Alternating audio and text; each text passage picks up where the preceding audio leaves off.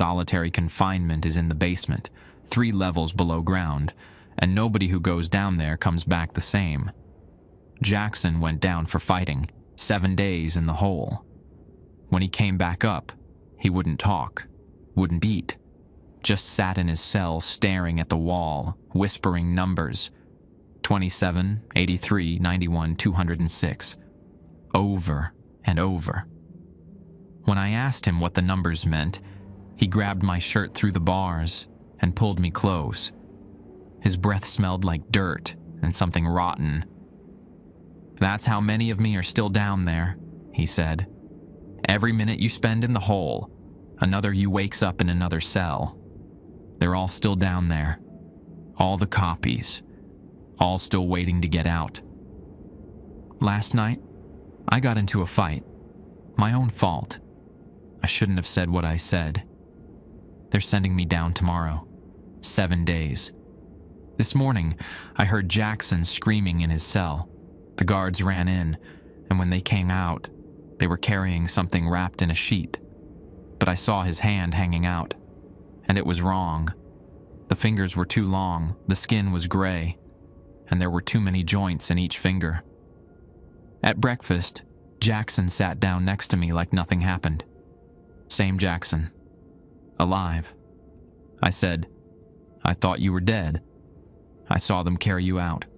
He smiled, and I could see that his teeth were different. Sharper, more of them, arranged in too many rows. "You did see them carry me out," he said. "That was the version of me from yesterday. I'm the version from tomorrow. Time works different in the hole. When you go down tomorrow, you'll understand. You'll meet all the versions of yourself, and they'll all want to come back up with you. I'm writing this in my cell. Block C, 3rd tier. They call this place Facility 19, but that's not a real name, just a designation. We're somewhere past Palmer, buried in the Talkeetna Mountains, where the tree line stops and the permafrost starts. No windows, no outside time. Just concrete and flickering bulbs and the constant hum of generators keeping the heat running. My name is David Nukulik. I've been here 8 months. Assault charges that should have gotten me 2 years at Spring Creek and Seward, but instead they transferred me here after my arraignment. No explanation. No lawyer visit. Just a van ride through a blizzard and wake up in a cell that doesn't exist on any map. There are 73 inmates in this facility. I've counted, but the guards keep records for 98. When I asked Correctional Officer Tulloch about the discrepancy, he just looked at me and said, "You'll understand the math soon enough." Tomorrow morning, 0600 hours, they're taking me to the hole. Jackson's been following me around all day. Every time I turn around, he's there, watching, smiling with those teeth. He keeps whispering the same thing. "Save a seat for yourself. You're going to need it." The orientation packet sits in my footlocker, pages worn from handling. Everyone gets one on arrival, 7 rules printed on gray paper, no letterhead, no official seal. Just 7 rules that Officer Tulloch made me memorize before he'd unlock my cell that first day. I pull it out now, reading them again, looking for something I missed, some loophole. Rule 1. Count the ceiling tiles in your cell every night before sleep. There should be 12. If you count 13, sleep on the floor. If you count 11, do not sleep at all. Rule 2. Meals are served at 0700, 1200, and 1800. If food appears at any other time, do not eat it. Report it to a guard immediately. Do not mention it to other inmates. Rule 3. If you see yourself in the facility, do not approach. Report your location to the nearest guard and wait for instruction. Rule 4. Basement access is restricted. If you are assigned to solitary confinement, follow all directions from escort personnel. Do not speak during transport. Do not count the stairs. Rule 5. Cell checks occur at 2200 hours. If a guard asks you to verify your identity, state your full name and inmate number. If asked a second time, remain silent. Rule 6. The recreation yard is accessed through door B on the ground floor. Do not use door A. Door A does not lead to the recreation yard. Rule 7. If the power fails, stay in your cell. Count your fingers in the dark. You should have 10. If you count more or fewer, call out for help, but do not leave your cell until morning. 8 months I've been here. 8 months of counting ceiling tiles and checking my fingers during the twice-weekly power failures. I've never had 13 tiles. Never counted wrong. Maybe that's why they picked me for the hole. Maybe you have to follow the rules perfectly before they can show you what's underneath them. You still reading that thing? Luka Michnik stands outside my cell. He's been here longer than anyone. 3 years, though he looks older than the 42 listed on his file. His hands shake when he grips the bars. Started shaking about 6 months after his last trip to the basement. Trying to find something useful, I say. Won't find it there. Luka's eyes dart down the corridor. The rules they write down are just the cover. Real rules are different. What do you mean? He glances toward the guard station, then leans closer. Rule 4 says don't count the stairs going down. You know why? Because the number changes depending on which version of you is walking them. I counted 63 steps my first trip. Counted 41 my second. Last time they took me down, there were 96 steps. And when I got to the bottom, the guard escorting me looked different. Younger. He called me by a different name. Said I'd been reassigned from Block F. We don't have a Block F. My mouth feels dry. What happened? They brought me back up, different stairs. Took 104 steps that time.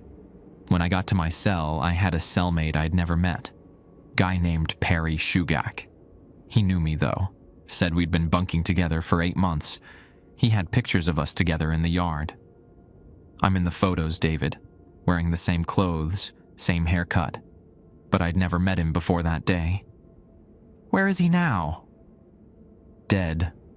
Hung himself with a bedsheet 2 weeks after I came back. But here's the thing, I still see him sometimes. In the chow hall, in the showers. He waves at me, smiles, like he's not dead at all. Like maybe the version of him that died wasn't the only version walking around. A door clangs somewhere below us. The sound echoes up through the vent system, metallic and hollow. Luka backs away from my cell.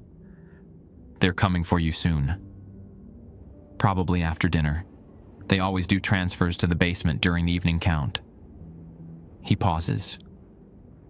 When you're down there, if you see versions of yourself, and you will, don't talk to them. Don't ask them questions. Just remember, only one of you is supposed to come back up.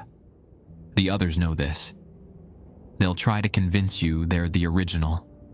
They'll have memories you have, know things only you know. But when that door opens and they say it's time to leave, only one body can walk out. How do I know which one is me? Luka's expression goes flat. Dead.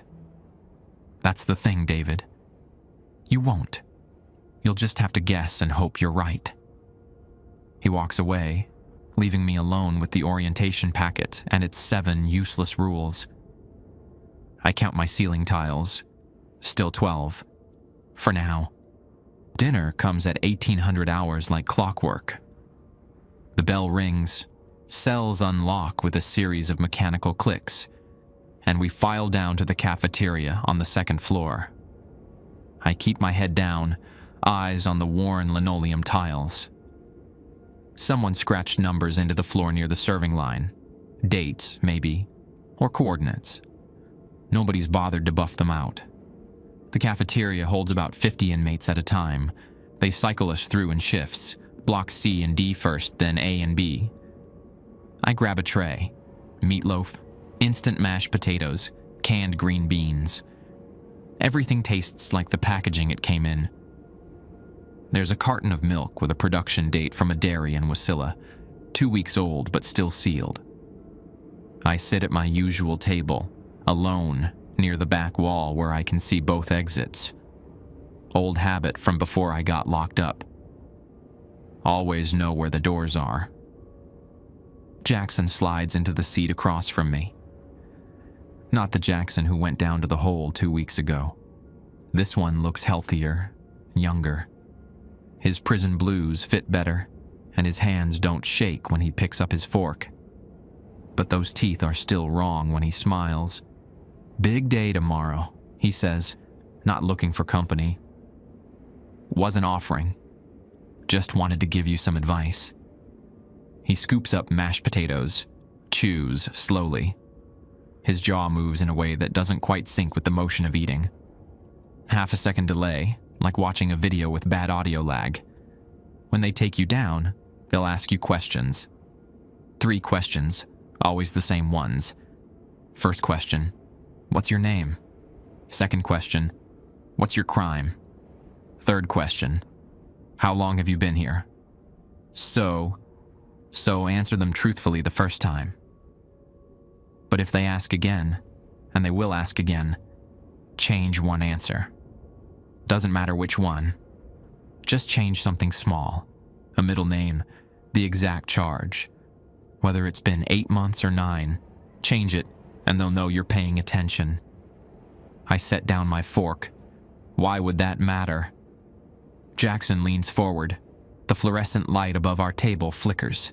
Just once, quick, and for that split second his face looks older.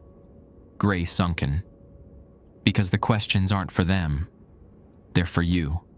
They need to know if you can tell the difference between the version of yourself that walked down the stairs and the version that answers at the bottom. Most guys don't pass the test. They give the same answers every time because that's what they think truth means.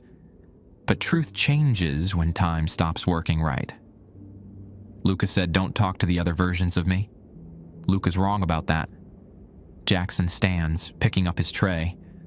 You should talk to them. Ask them things. Test them.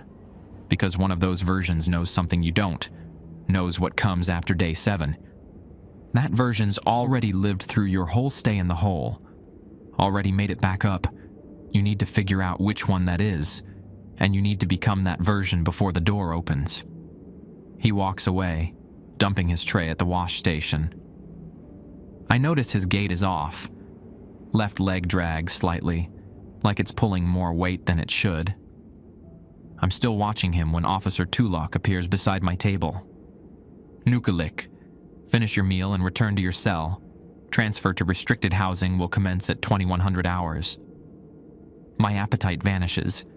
That's earlier than 2,100 hours, he repeats. His face shows nothing. Never does. Officer Tulok looks like he's carved from soapstone, features thick and smooth, dark eyes that don't blink often enough. He's Onupiak, like me, but he's never mentioned it. Never acknowledged the shared heritage. Just does his job, follows his orders, enforces the rules. I notice something, though. His name tag is missing. Every guard wears a name tag on the left chest. Department regulation. But Tulok's uniform is bare except for the badge number, 019. Officer, your dash. 2,100 hours. He turns and walks toward the guard station, boots clicking against the floor in perfect rhythm. I dump my tray and head back to my cell. The next 3 hours crawl past. I try to read. There's a water-damaged copy of The Call of the Wild someone left in the day room, but the words blur together. I count my ceiling tiles 4 times. 12, 12, 12, 12. I count my fingers. 10. I check the date on my orientation packet. Still the same. At 20:47 hours, the power fails. This happens twice a week, like I said. Generators struggle with the cold, or something in the electrical system glitches. Backup lights kick in after 30 seconds. Dim red emergency bulbs that make everything look like a developing photograph.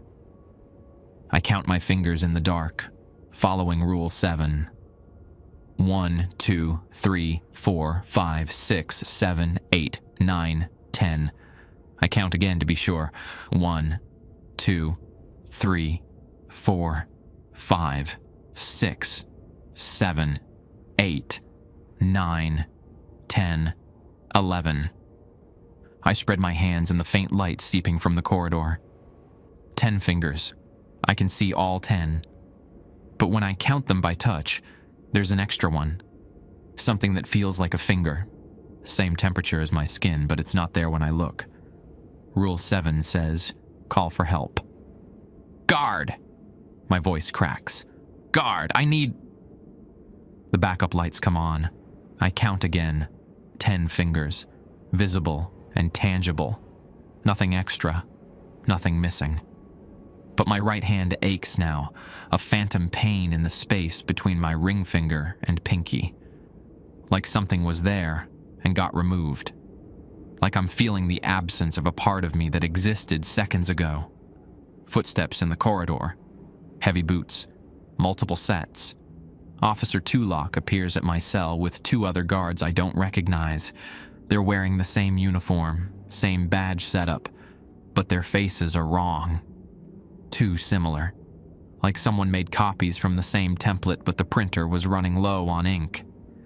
Features slightly faded, edges soft. Inmate Nucleic, Tulloch says. Time to go. The power just failed. Rule 7 says, Rule 7 doesn't apply to scheduled transfers. He unlocks my cell. Hands out. They cuff me. Standard procedure for basement transfers. The metal is cold enough to sting. One of the other guards, badge number 027, checks the cuffs twice, then checks them again. His hands are shaking. We start walking toward the elevator at the end of Block C. I try to count the steps out of habit, then remember Rule 4. Don't count the stairs. These aren't stairs yet. This is still the corridor, still safe. I count anyway. 23 steps to the elevator.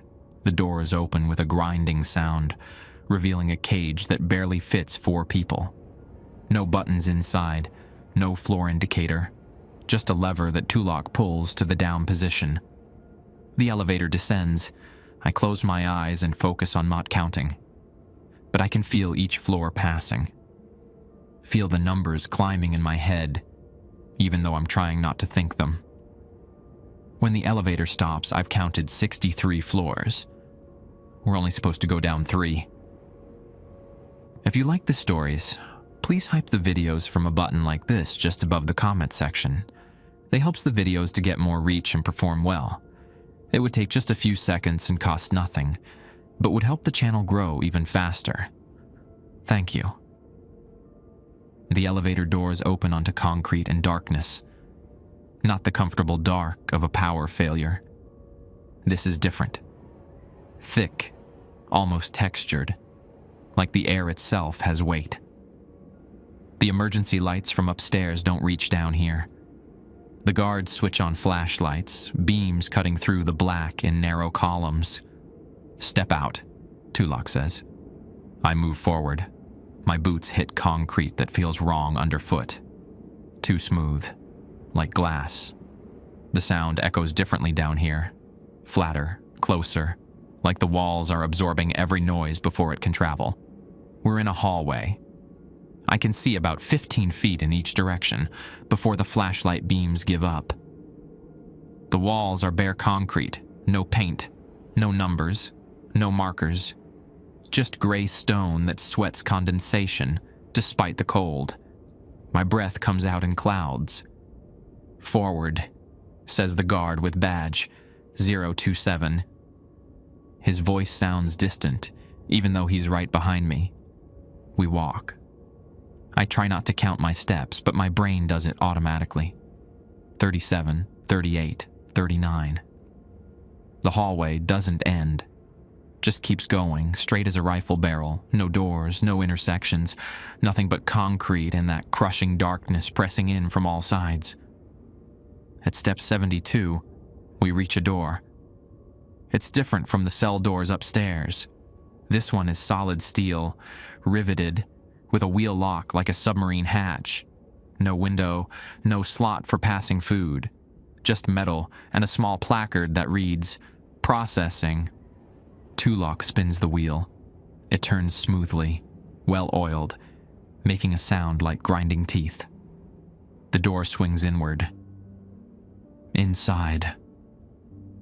The room is small, maybe 8 feet by 8 feet. A single bulb hangs from the ceiling, bare filament glowing orange behind dusty glass. There's a metal chair bolted to the floor in the center. Nothing else. The walls are the same weeping concrete. They uncuff me and point to the chair. I sit. The metal is warm, which makes no sense. Everything else down here is freezing. But the chair feels like someone just got up from it. Like body heat still lingers in the steel.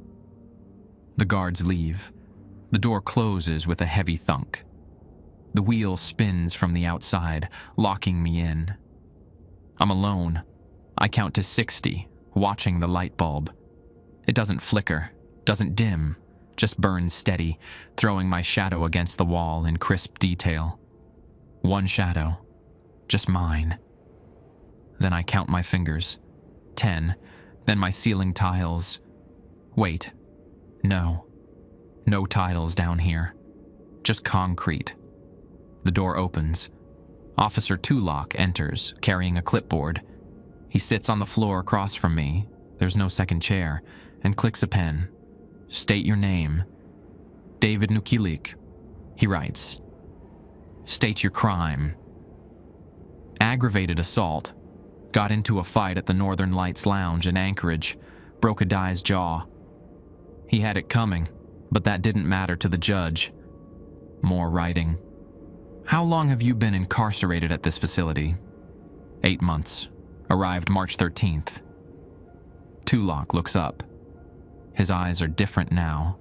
Lighter, almost gray instead of dark brown. State your name. Jackson's advice surfaces in my memory. Change something. Change one answer. David James Nukilik. State your crime. Assault. 2nd degree. Bar fight. How long have you been incarcerated at this facility? 9 months. Came in February. Tulok sets down his clipboard and stands. He doesn't speak, just walks to the door, opens it, and leaves. The lock spins shut again. I sit in the chair, pulse beating hard in my wrists where the cuffs were. Did I pass? Fail? What happens now? Time stretches. I have no watch. They took it during intake 8 months ago. The light bulb gives no hints. It just burns, constant and orange. I start counting seconds to track time. 1 Mississippi, 2 Mississippi, 3 Mississippi. At 417 Mississippi, the door opens again. Officer Tulok enters. Same uniform. Same badge number. But his face is different again. Older now, lines around his mouth, gray at his temples. State your name. David Nukilik. State your crime. Aggravated assault. How long have you been incarcerated at this facility? 8 months. He writes it all down, sets the clipboard aside, stands, leaves. The lock engages. I wait. This time I only reach 206 Mississippi before the door opens. It's not Tulok, it's me. Same face, same prison blues, same scar on my left forearm from when I was 12 and fell off Tom the Agapuk's four-wheeler. But this version of me looks exhausted, hollow, like he hasn't slept in weeks. He sits where Tulok sat and stares at me. You need to listen carefully, he says. His voice is mine, but rougher, strained. I've been down here for 73 days, You've been down here for 73 seconds. That's how it works. Time splits. Every version of you that enters this room exists simultaneously in different durations. Some of us have been here for minutes, some for years. My throat closes up. Don't say it's not possible. You felt it in the elevator. 63 floors down when there should only be 3. You counted even though the rule said not to, and now you know the truth. Space doesn't work right down here. Neither does time. This place exists in the folds. The folds? Between seconds, between moments. We're in a pocket that holds every possible duration at once. The other me leans forward. When your 7 days are up, you're 7 days upstairs. They'll open that door and call your name.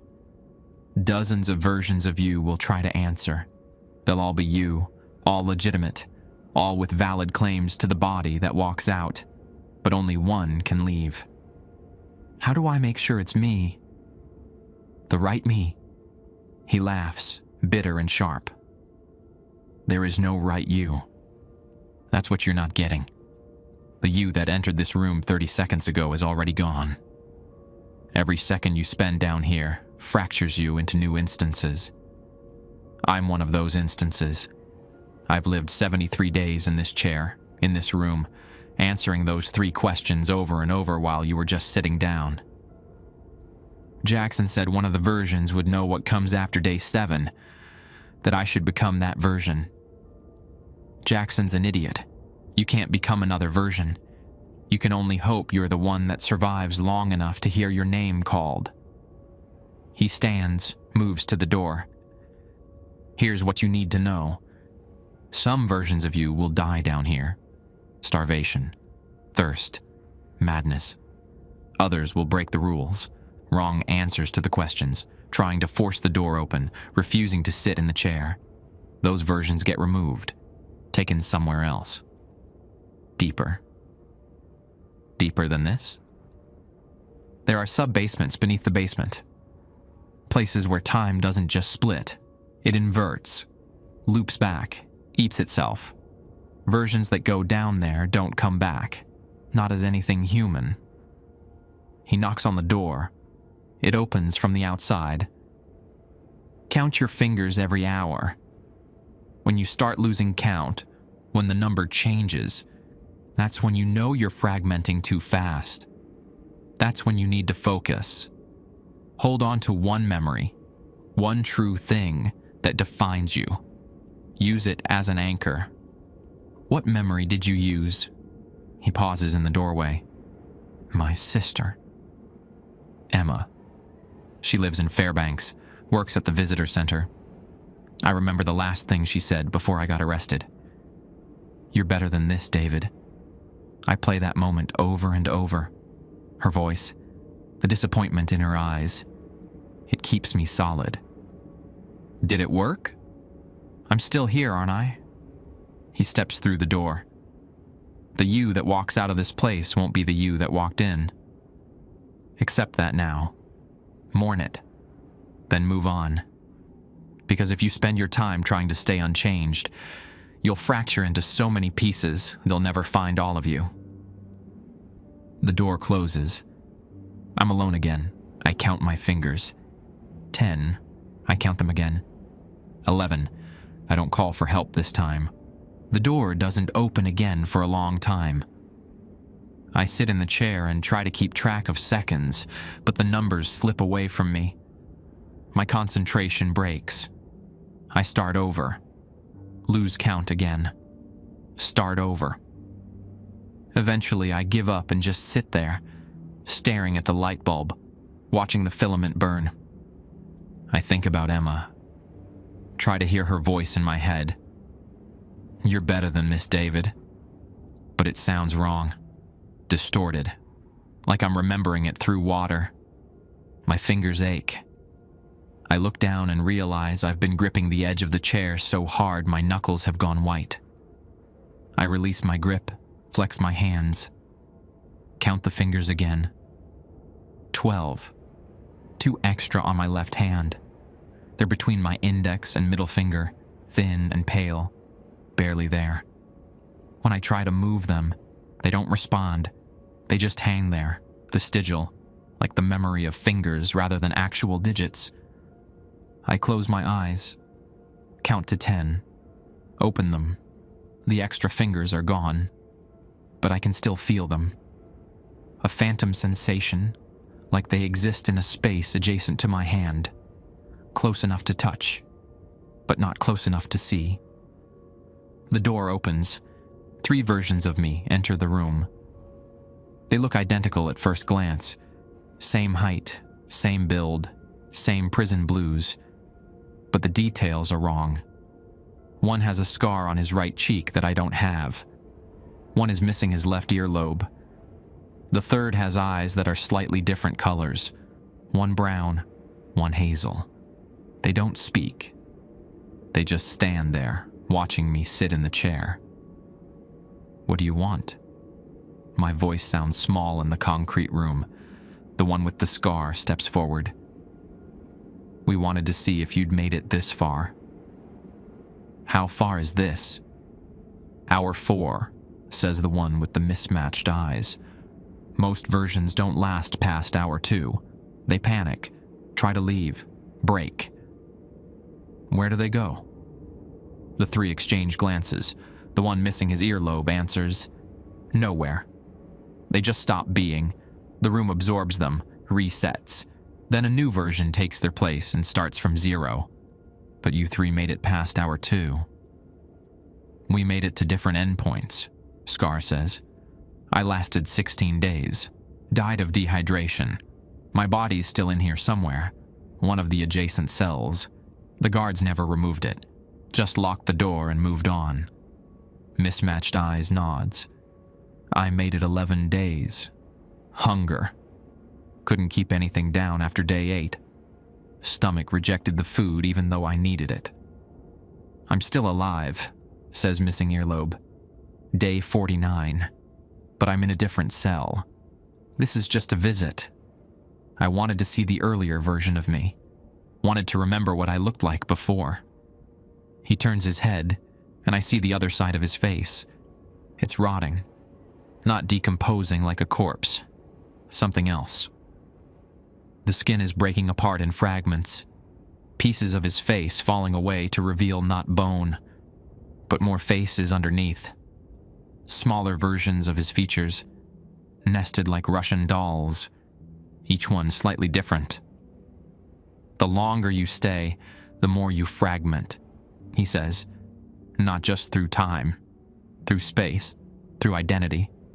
I'm existing in 17 locations simultaneously now. 17 cells, 17 chairs, 17 versions of this conversation. It gets harder to remember which one is primary. I want to look away, but I can't.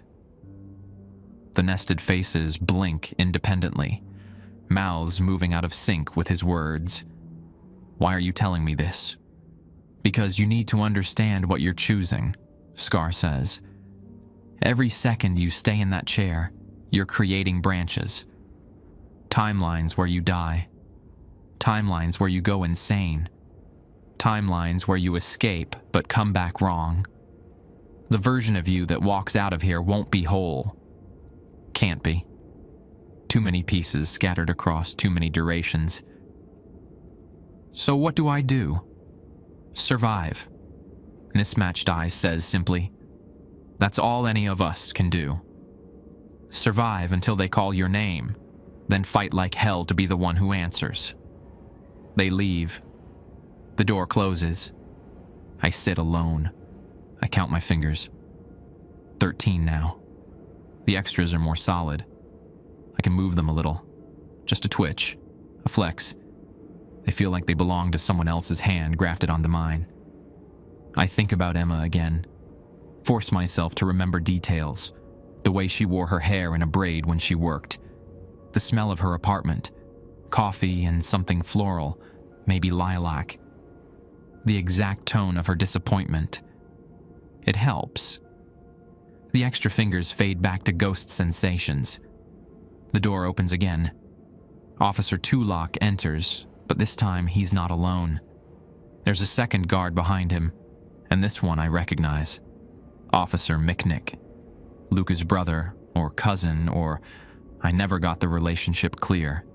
He works the day shift mostly. I've never seen him down here.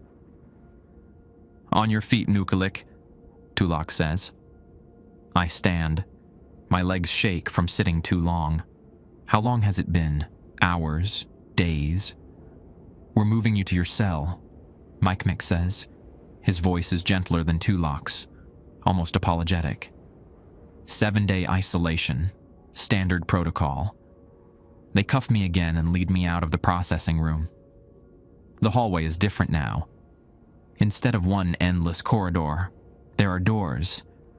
Dozens of them, stretching in both directions farther than the flashlight can reach. Each door has a number stenciled in white paint. But the numbers don't make sense. The first door reads 4, the second, 91, the third, 4 again, the fourth, 206. Don't look at the numbers, Tulak says, eyes forward. But I've already seen them, already recognized them. 27, 83, 91, 206. Jackson's numbers, the ones he whispered in his cell, the count of versions of himself still trapped down here. We walk past door after door. Sometimes I hear sounds from inside, breathing, crying, someone counting out loud. Once I hear my own voice screaming, raw and broken, begging to be let out. Tulak and Miknik don't react. Just keep walking. We stop at a door marked with a symbol instead of a number. It looks like the letter D, but distorted, stretched. Like someone started writing it and forgot how to finish. This is you, Miknik says. Tulak opens the door. The cell is identical to the processing room. Same dimensions, same concrete walls, same metal chair. But there's also a cot now, bolted to the floor. A toilet in the corner with no tank, just a hole. A sink that drips brown water. And sitting on the cot is another me. This version looks worse than the others. His hair is longer, streaked with gray. His face is gaunt, skin hanging loose on his skull. When he looks up, I see that his eyes are gone. Just empty sockets, weeping clear fluid. "Hello, David," he says. His voice is a whisper, barely audible. "Welcome home." There's 2 of us, I say to Tulak. The cell. Only 1 occupant per cell, Tulak says, checking his clipboard. Inmate Nukulik, designation D019. That's you. But he's already only 1 occupant. Tulak steps back. 7 days. Food will be provided at standard intervals. Follow all posted rules. If you experience any anomalies, report them during morning check. Miknik won't meet my eyes. He just stares at the floor, jaw tight. They push me inside, uncuff me, close the door. The wheel spins, locking. The version of me on the cot pats the space beside him. "Might as well sit down," he says through those empty sockets. "We've got 168 hours to get acquainted. Give or take a few thousand years." I count my fingers. 15. I count my ceiling tiles. There aren't any tiles, just concrete. But I count 13 anyway. The blind version doesn't move from the cot. Just sits there, head tilted like he's listening to something I can't hear. The clear fluid leaking from his eye sockets runs down his cheeks in steady tracks, collecting at his jawline before dripping onto his prison blues. "You're wondering how long I've been here," he says. "Yeah. 3 years, give or take. Time's hard to measure when you can't see the light change." He reaches out with one hand, fingers extended. "Come here. Let me feel your face. I don't move. I'm not going to hurt you. I just want to remember what I looked like when I still had eyes." His hand trembles in the air between us. Please. Against my better judgment, I step closer. His fingers find my face, cold and damp. They trace my features: forehead, nose, cheekbones, jaw. The touch is gentle but wrong, like being examined by something that's only pretending to be human. You still look young, he says. Healthy. The fragmentation hasn't reached your face yet. Give it time. Give it days. You'll feel it start. Little tears in your skin that don't heal right. Gaps where pieces of you slip into other durations. How did you lose your eyes? Didn't lose them. Gave them away. He withdraws his hand. Day 93, a version of myself in an adjacent cell needed them more than I did. He was trying to read something. Instructions scratched into his wall. Couldn't make out the letters. So I took my eyes out and passed them through the gap under the door. Seemed like the right thing to do at the time. That's insane? Yeah. But down here, insane and sane are just 2 points on the same circle. You walk far enough in either direction, you end up in the same place. He lies back on the cot, hands folded across his chest. You should sleep. They'll bring food soon. 0700 hours. Just like upstairs. You need to eat. Keep your strength up. I'm not tired. You will be. The exhaustion hits around hour 6. Your body catches up to all the versions of you that have been awake longer. Suddenly, you're carrying the fatigue of days, weeks, months. It crushes you. Sleep now while you still can. I move to the chair instead of the cot. Sitting feels safer than lying down, though I can't explain why. The metal is still warm, still holding heat from bodies that shouldn't exist. I close my eyes. I wake to the sound of the door opening. A guard I don't recognize slides a tray through the gap at floor level.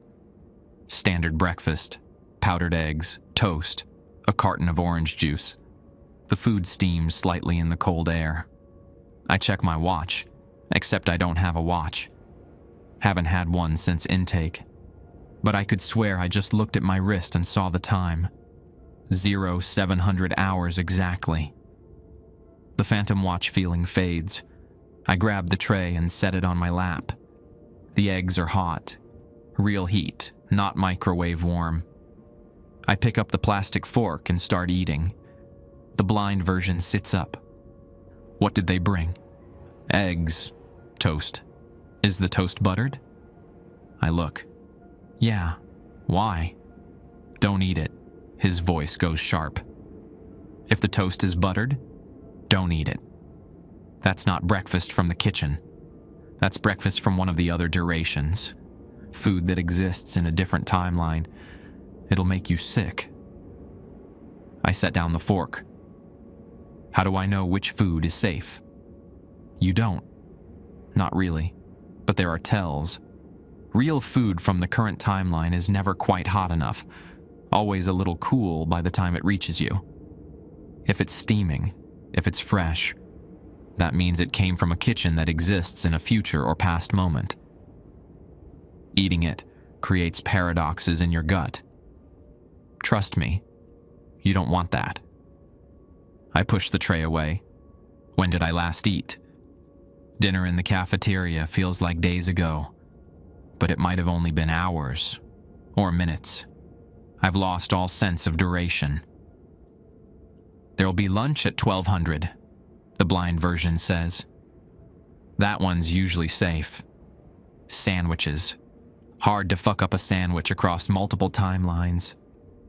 How long can I go without eating? Depends on which version of you we're talking about. Some versions of you down here haven't eaten in weeks. Others are eating constantly, every hour, trying to stay solid. You'll figure out what works, or you won't, and you'll starve, and another version will take your place. I count my fingers again. 16. The extras are clustering on my right hand now, sprouting between my knuckles like growths. They move when I think about moving them, but the motion is sluggish, delayed. I think about Emma, force myself to remember her voice, not the disappointment, something earlier, happier, her laugh, the way she'd snort when something was really funny, then get embarrassed about it. The memory stabilizes me. The extra fingers fade back to 11. Better, but not good. Tell me about the sub-basements, I say. The blind version goes quiet. For a moment, I think he won't answer. Then, there are 4 levels below this one. Each one exists in a different relationship to time. This level, the whole, solitary, whatever you want to call it, time splits here. Fractures, creates duplicates, but it's still mostly linear. Past leads to present leads to future, just with multiple versions running parallel. And below? Sub-basement 1, time loops, same moments repeating forever. Versions trapped in cycles they can't break. I've heard them sometimes through the floor. The same scream, the same plea, over and over. Exact same inflection. Exact same words. He sits up, faces me with those weeping sockets. Sub-basement 2. Time reverses. You age backward. Not physically, but mentally. Memories disappear in reverse order. You forget yesterday, then last week, then last year. Eventually you forget language, forget how to think. You're reduced to something infantile, helpless. 3. Time stops. Completely. You're frozen in a single moment that never ends. Aware but unable to move, unable to die, unable to do anything except exist in that 1 second forever. Some versions have been there for what feels like centuries. They're still there now, locked in permanent awareness. And 4. His face twitches, a muscle spasm that runs across his cheek like something crawling under the skin. 4 is where time inverts, where cause and effect reverse, where you die before you're born, where you answer questions before they're asked, where you experience your entire existence in backward sequence. The versions that go to 4 don't come back, can't come back. They're moving in the opposite direction from the rest of reality. How do you know all this? Because I've been to all of them. He lifts his shirt. His torso is covered in scars, not surgical scars. These are different. Geometric patterns cut deep into his flesh, symbols I don't recognize. They're raised and shiny, like keloid tissue, but they pulse. Actually pulse, like they have their own heartbeat. These are maps, he says. Every version of me that's traveled to the sub-basements leaves a mark, a record. I'm carrying the scars of dozens of temporal journeys I haven't taken yet, but have already completed. Time isn't linear down here, David. I'm simultaneously the version that just arrived, and the version that's been here for years, and the version that will die tomorrow, and the version that escaped last week. All of me exists at once. He lowers his shirt. And so do you. You just haven't realized it yet. The door opens again. No guard this time. No one visible in the hallway. Just the door swinging inward on its own. Don't, the blind version says. Don't go out there. But I'm already standing. Something pulls me toward the opening. A pressure in my chest, like hooks embedded in my ribs, tugging me forward. I step into the hallway. It's different now. The doors are gone. All of them. Just smooth concrete walls stretching in both directions. And the walls are moving, breathing, actually breathing, expanding and contracting like lungs. There's writing on the walls, scratched in with fingernails maybe, or something sharper. I recognize the handwriting. It's mine. The words repeat in every direction. Emma, I'm sorry. Emma, I'm sorry. Emma, I'm sorry. Emma, I'm sorry. Thousands of repetitions. covering every surface. I didn't write this, but I will write this. Have written this, am writing this. Time collapses in my head. I feel versions of myself scattered across durations, all occupying the same space, all carving the same apology into concrete that exists in multiple moments simultaneously. I count my fingers, 23. I count my eyes, 4. I try to count my teeth, but there are too many and they're loose, floating in my mouth like gravel. Behind me, the blind version calls out, "Come back inside. You're fragmenting too fast." But I can't move.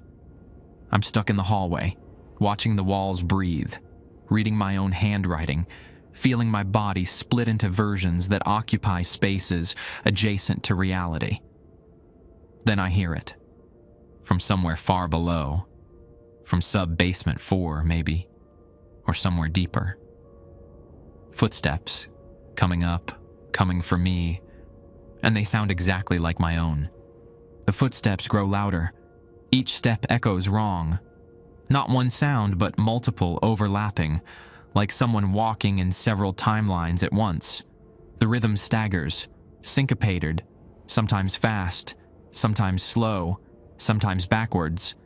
I try to retreat to my cell, but my legs won't respond. My body is fragmenting faster now. I can feel it. Pieces of me existing in different positions simultaneously. One version standing in the hallway, another version already back in the cell, a third version lying on the floor, a fourth still sitting in the processing room hours ago. All of me. All at once. The footsteps stop. I look down the hallway toward the source of the sound. A figure stands there in the darkness beyond the flashlight's reach, human-shaped but wrong, too tall. Limbs bent in places where joints shouldn't exist. It moves forward into the light. It's wearing a guard uniform. Badge number 019, Officer Tulloch. Except this version of Tulloch is incomplete. His left side is solid, normal, recognizable. But his right side is transparent. Not invisible, but see-through like clouded glass. I can see the hallway through his body, see the concrete wall where his organs should be. "Inmate Nukilik," he says. Both sides of his mouth move, but only the solid side produces sound. The transparent side mouths the words silently. "You're violating restricted movement protocols." I didn't. The door opened on its own. Doors don't open themselves. He moves closer. With each step, his transparent side flickers, sometimes more solid, sometimes completely gone. You chose to leave your cell. That constitutes a breach of Rule 4 directives. Rule 4 is about counting stairs. I didn't count. Rule 4 is about following directions during basement transfers. You were directed to remain in your assigned cell. You failed to comply. He stops 5 feet away. Penalty protocols must be enforced. "What penalty?" Tulloch reaches out with his solid hand, grabs my wrist. His grip is freezing. Reassignment to sub-basement 1. Indefinite duration. No, I try to pull away, but he's too strong. Or I'm too weak. Or both. My arm feels disconnected from my body anyway, like it belongs to one of my other versions. He drags me down the hallway. I stumble, feet catching on nothing, and suddenly we're not walking anymore. We're descending. Stairs appear beneath us. Not a stairwell, just stairs suspended in darkness. They spiral downward, each step smaller than the last, narrowing into infinity. I try to count them out of habit, but the numbers won't stay in my head. 7, 14, 7, 41, 7. The number 7 keeps repeating. 7 days, 7 rules, 7 steps before the count resets and starts over. We reach a landing, another hallway. But this one is different from the one above. The walls are moving, not breathing like before. Actually moving, sliding past us like we're standing still on a treadmill. Doors blur past, hundreds of them, too fast to read the numbers. Tulok stops at a door that shouldn't be possible to catch. He opens it mid-motion, the timing perfect, and shoves me inside. I fall onto concrete. The door slams shut. I'm in a cell identical to the one I left. Same dimensions, same cot, same dripping sink. But there are people here. Dozens of them. Maybe hundreds. They're all me. Every version sits in a different position. On the cot, on the floor, standing in corners, crouched by the sink. Some look like me now. Others are older, younger, damaged in various ways. One is missing his lower jaw. Another has no skin on his hands, just exposed muscle and bone. A third appears normal until he turns around, and I see the back of his head is caved in, skull fragments jutting through his hair. They all speak at once. What time is it? Their voices overlap, creating a chorus that echoes off the concrete.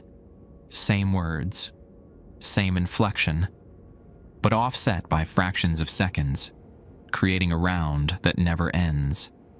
What time is it? What time is it? What time is it? What time is it?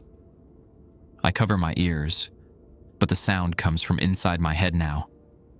These aren't separate people. They're me. All versions existing in the same space, all asking the same question, trapped in a loop. I try to answer, but my mouth won't form words. When I look down, I see why. My jaw is missing too now, just like one of the other versions. The loop continues. The question repeats. I'm asking it now even though I can't speak. The words form in my mind and echo out through versions of me that still have mouths. Time doesn't pass here. Not forward, not backward. Just the same moment, cycling endlessly. The door opens. Emma stands in the hallway. She looks exactly like I remember, hair in a braid, wearing her visitor center uniform, that expression of disappointed concern on her face. But she's too young. This is Emma from 5 years ago, before I got in trouble, before the arrest. David, she says, you need to come with me. The versions of me stop asking the question. They all turn to look at her. You're not real, I say. Or think, since my jaw is gone, but somehow the words come out anyway. You're not here. You don't know where this place is. Nobody knows. I'm as real as you are, she says, which is to say, not very. Come on. We're leaving. She extends her hand. I want to take it. Want to believe this is real, that Emma found me somehow, that escape is possible. But her shadow is wrong. The hallway light comes from behind her, so her shadow should fall forward into the cell. Instead, it falls backward, away from the light, defying every physical law. You're from sub-basement 4, I say. You're inverted. Cause and effect reversed. Emma smiles. Smart. Yeah, I'm from 4, or you are, or we both are. It's hard to explain when time runs backward, but the offer's real. You can leave this loop. Come with me to 4, and at least you'll be moving. Backward is better than standing still. What happens in 4? You die before you're imprisoned. You walk out of this facility before you walk in. You unbreak the guy's jaw at the Northern Lights Lounge. You unmeet me, unborn, unconceive yourself. Trace back to nothing. Peaceful, clean. No fragmentation, no versions. Just a smooth reversal to non-existence. One of my versions, the one with exposed muscle hands, reaches for Emma's hand. She pulls him through the door. He disappears. Not into the hallway. Just vanishes, erased from the loop.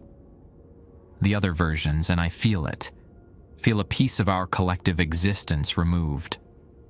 The loop stutters, skips, adjusts to his absence. "Who's next?" Emma asks. Another version stands, the one with the caved skull. He walks to the door. "Wait," I say. "If we all go, if we all choose 4, what happens to the original? The version upstairs waiting out his 7 days?" Emma's smile widens. "There is no original, David. That's what you still don't understand. Every version is equally valid, equally real.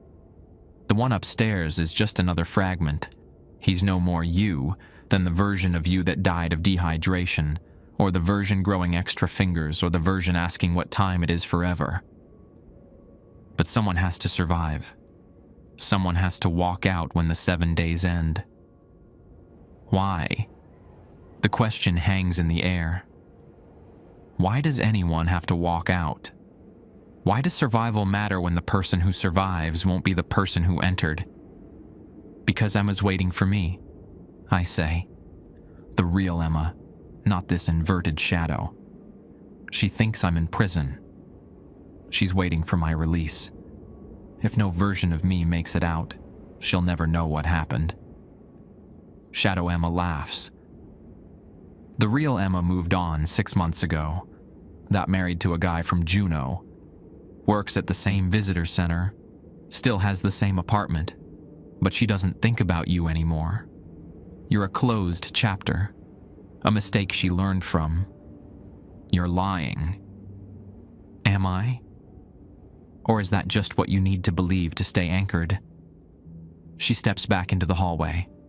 The offer stands. Anyone who wants out, follow me to 4. Anyone who wants to keep fragmenting, keep suffering, keep hoping for a version of yourself that doesn't exist, stay in the loop. Half the versions stand up. They file out of the cell, one by one, following Shadow Emma into the hallway. Each one that leaves creates a gap in the collective consciousness. The question, "What time is it?" grows quieter with each departure. Soon, there are only 12 versions left. Then 6, then 3, then just me. Whatever me means anymore. I sit on the cot, alone in the cell, and count my fingers. 7. I count again. 7. The number has stabilized, decreased, the fragmentation is reversing. Emma appears in the doorway again. Last chance. No. Why not? I think about it. Really think. Why stay? Why fight to be the version that survives? Then I remember, the blind version in my cell told me the sub-basements exist below, which means there's still up. Still the original solitary cell. Still the 7-day countdown running in normal time. Because I'm not done yet, I say. Shadow Emma vanishes without another word. The door stays open. I stand and walk to the threshold, looking out into the hallway. The walls have stopped moving. The doors are back, stationary now, each one labeled with numbers that finally make sense. Sequential. Linear. 1, 2, 3, 4, 5. I step into the hallway and start walking. Passing doors. Looking for the stairs that brought me down here. Looking for up. At door 27, I hear knocking from inside. 3 sharp raps. Pause. 3 more raps. Rule 6 mentioned knocking, but that was about answering phones, not doors. Still, the pattern feels significant. I open the door. Inside, sitting in a chair identical to mine, is Luka Mikmik. Not a version of him. The actual Luka, looking exactly as he did upstairs. Same shaking hands, same haunted eyes. "David," he says, "took you long enough. You're in the hole?" "Have been for 2 years. Upstairs time. Down here?" He shrugs. "Couple thousand years, give or take. I've been waiting for you specifically. Needed you to get far enough into the fragmentation before I could make contact. Why? Because I figured it out. How to collapse this place. How to break the pocket dimension and send everyone back. He stands, moving to a wall covered in scratched calculations. Mathematical formulas I don't recognize. Symbols that hurt to look at. The facility exists because of a paradox engine running in Sub-Basement 4. Government built it in the 70s. Temporal isolation experiment. They needed criminals nobody would miss. People declared legally dead. They pull us out of our timelines at the moment of our supposed deaths and dump us here. I'm not dead. You are. Were. Will be. He taps the wall. You died in that bar fight, David. Guy you punched hit his head on the corner of the pool table. Died instantly. You got shot by his brother 30 seconds later. Bled out on the floor of the Northern Lights Lounge at 11:47 p.m. That's when they took you, scooped your consciousness out of your dying body and deposited it here. My hands shake. That's not. I remember the trial, the sentencing, the transfer. False memories. Implanted to keep you stable. Everyone here has them. Jackson thinks he got caught fighting. You think you got arrested. I think I got convicted of fraud. All lies. All of us are corpses in the real world. Consciousness harvested for temporal experiments. Then Emma is alive. Mourning you. She gave a speech at your funeral. Talked about how you were better than your worst moment. She meant it. He points to the calculations again. But here's the thing. The paradox engine needs us fragmented. Needs us existing in multiple time frames simultaneously to generate power. That's what sustains the pocket dimension. But if we can synchronize, if every version of every prisoner thinks the same thought at the exact same moment, the engine overloads. Too much coherence. It collapses. How many prisoners are there?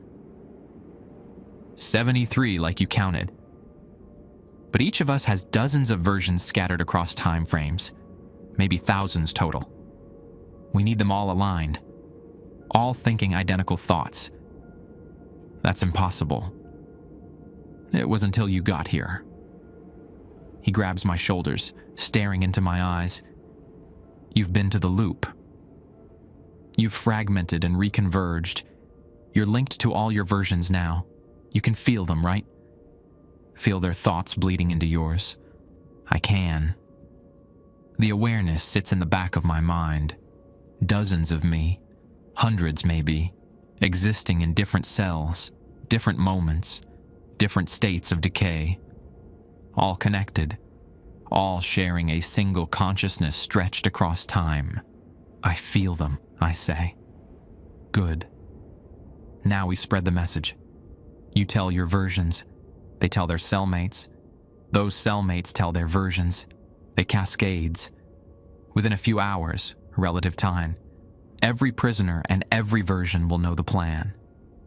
What thought do we think? Lucas smiles. The same thing we were all thinking when they took us. The last thought before death. For you, that's Emma. I'm sorry. For me, it's, I should have told the truth. For Jackson, it's, I didn't mean to. Everyone has one. We synchronize on those thoughts simultaneously, and the engine can't handle it. Contradictory data. It shuts down. And then what? Then we get sent back. To the moment before we were taken. The moment before death. We get one more second, one chance to change what happened. Maybe we make different choices. Maybe we still die. But at least we die in our own timeline instead of trapped here. I think about Emma. About that last moment in the bar, bleeding on the floor. One more second. How do we coordinate the timing? We don't. Time doesn't work right here, remember? If we think it now, we're also thinking it then, and we already thought it before. The thought exists across all moments simultaneously. We just need everyone to commit, to choose the thought and hold it. He releases my shoulders and moves to the door. Start spreading the word. Tell every version you can reach. I'll do the same. We meet back here when it's done. Or we don't, because we'll be somewhere else. Someone else. I leave his cell and continue down the hallway. At door 83, I find one of my versions, the one with exposed muscle hands. He's back somehow, retrieved from sub-basement 4. I tell him the plan. He nods and vanishes, reappearing in another cell to spread the message further. At door 91, I find Jackson, multiple Jacksons, 5 of them crowded into a cell designed for one. They listen, teeth gleaming in too many rows, and agree. At door 206, I find the blind version. He's been waiting for this. I already knew, he says. I've lived this moment before. I'm living it now. I'll live it again. Time loops, but yes, I'm in. Emma, I'm sorry. I'll think it. All of me will think it. I visit 53 cells, talk to hundreds of versions, spread the word to inmates I've never met, people whose crimes and deaths I'll never know. They all agree, all commit to the plan. The facility begins to hum, not a sound, a feeling. Like the building itself is vibrating at a frequency just below hearing. The walls pulse, the floor shifts beneath my feet. Reality feels thin here, stretched too tight. I return to my original cell on this level, the one I woke up in. Sitting on the cot is the version of me with 4 eyes. He looks at me, all 4 eyes tracking independently, and says, "It's time." I sit beside him. We think the thought together. Emma, I'm sorry. Every version of me thinks it simultaneously. I feel them converging, their consciousness collapsing into mine. The fragmentation reverses. 23 fingers become 15, become 10. 4 eyes become 2. The extra teeth dissolve. The humming intensifies. The walls crack. Fissures spread across the concrete, glowing with light that doesn't come from any source I can identify. Through the cracks, I see things. The real world. Emma standing in front of my grave, flowers in her hand. The Northern Lights Lounge, frozen at 11:47 p.m., my body on the floor. The courtroom where I was never tried. The prison van that never transported me. All of it existing simultaneously, all moments present at once. The facility screams, metal tearing, concrete shattering, the pocket dimension collapsing. I think the thought harder. Emma, I'm sorry. Luca appears in the doorway of my cell. Behind him, dozens of prisoners flood the hallway. All the versions, all the timelines, converging. Jackson with normal teeth. Perry Shugak, alive again. The blind version with his eyes restored. "It's working!" Luca shouts. "Keep thinking. Keep dash dash." The world inverts. Everything goes white, then black. Then I'm lying on the floor of the Northern Lights Lounge, bleeding from a gunshot wound in my chest. The clock on the wall reads 11:47 p.m. Someone's screaming. Emma's screaming. She's here somehow, kneeling beside me, pressing her hands against the wound. "Stay with me," she says. "David, stay with me." I try to tell her I'm sorry, try to change what happened, but my vision is fading. The blood loss is too much. I die at 11:48 p.m. and wake up in my cell, Block C, 3rd tier. Facility 19, somewhere in the Talkeetna Mountains. My first night, before Jackson, before the fight, before the hole. I sit up in my cot, heart racing. The cell is exactly as I remember from my first night. The orientation packet sits on the footlocker, pristine and unread. My prison blues are crisp, unstained. The ceiling tiles, I count them automatically. 12. My fingers, 10. The clock in the corridor reads 2:17 a.m., March 13th, my first night at Facility 19. We did it. We collapsed the dimension, sent everyone back. But something feels wrong. I swing my legs off the cot and notice I have a cellmate. There wasn't a cellmate my first night. I was alone until they moved someone in 3 weeks later. A guy named Terry Ignati who kept to himself and transferred out after a month. This isn't Terry. This person sits on the opposite cot, back against the wall, face obscured by shadow. His hands rest on his knees. I can see the fingers clearly in the dim light from the corridor. They're too long. Joints in the wrong places. Gray skin.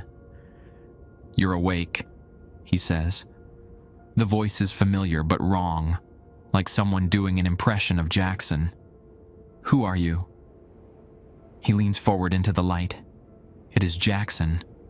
Same face, same prison blues, but his teeth are visible even with his mouth closed. Too many of them, pushing against his lips from inside. "I'm the version that came back," he says, "just like you. Just like all of us." "All of us? Check your hands again." I look down. 10 fingers. I count carefully. Still 10. But when I flex them, I feel more. Phantom digits. 11, 12, 15. They exist in spaces adjacent to my hand, pressing against reality without fully manifesting. "The collapse worked," Jackson says. "We broke the paradox engine. Sent everyone back to their original timelines. But time doesn't forget David. We spent too long fragmented, too long existing in multiple moments. We brought pieces of the whole back with us." I stand and move to the small mirror mounted above the sink. Standard prison issue, polished steel, barely reflective. I look at my face. There are dozens of me staring back. Not from different angles. That would make sense. Would just be reflections of reflections. No. These are different versions. I can see them all at once, layered over each other like transparencies. Some are younger, some older, some have the extra eyes, some have the missing jaw. One has the pulsing scars across his torso. They're all whispering. I lean closer, trying to hear. "Some of us didn't make it back to the right time," they say. All of them, in perfect unison. Some of us are still in the hole. Some of us never left. Some of us died in the bar. Some of us are being born. Some of us don't exist yet. We're all here now, all layered, all bleeding through. My reflection, the primary one, the one that looks most like me, smiles. "You collapsed one dimension," it says. "But you created 73 new ones. One for each prisoner. Each of us existing in our own pocket of broken time. Welcome back, David. Welcome to the rest of your sentence." Behind me, Jackson laughs. The sound multiplies, echoing from versions of him I can't see. I count my ceiling tiles. 13. I count my fingers. 27, 83, 91, 206. Just like Jackson said. That's how many of me are still down there. All the copies, all still waiting to get out. Outside my cell, in the corridor, I hear footsteps.